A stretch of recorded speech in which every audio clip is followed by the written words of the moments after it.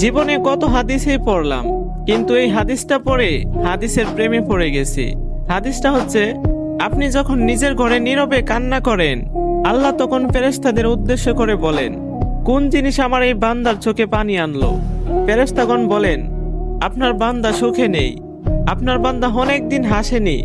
এই বলে ফেরেশতাগণ কান্না করতে থাকেন এবং আল্লাহকে বলেন, হে আমার রব, আপনি জানেন আপনার এই বান্দার হৃদয়ে কি রয়েছে, অতএব আপনি তার জন্য সবকিছু সহজ করে দিন।